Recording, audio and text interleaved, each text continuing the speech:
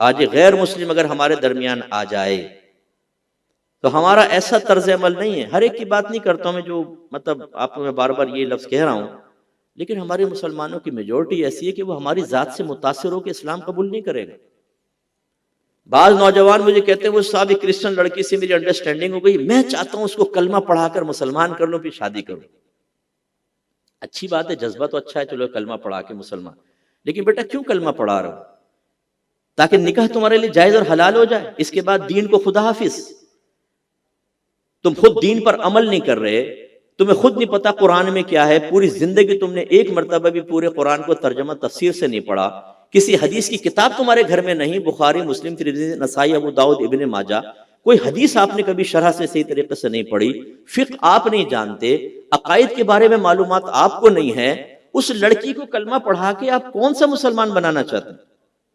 میں اس کو منع نہیں کر رہا ہوں، اچھی بات ہے، چلو ٹھیک ہے، لیکن میں سوچ دینے کی کوشش کر رہا ہوں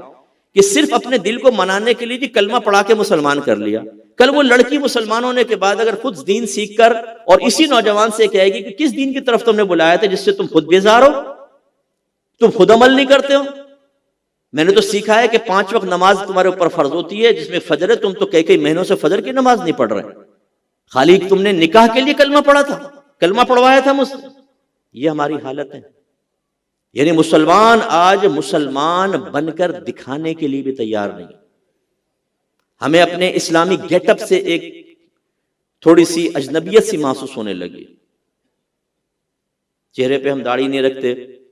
داڑھی کا بیان کر دیں تو ناراضگی پیدا ہو جاتی ہے، حالانکہ نبی کریم صلی اللہ علیہ وسلم فرماتے ہیں داڑیاں بڑھاؤ، مونچھیں چھوٹی کرو اور یہودیوں کی سی صورت مت بنو۔ میں نہیں کہہ رہا ہوں، آپ کے نبی فرما رہے ہیں، جن کا ہم نے کلمہ پڑھا، داڑیاں بڑھاؤ، مونچھیں چھوٹی کرو، یہاں داڑھی غائب اور مونچھیں سلطان رائی کھگا، یہ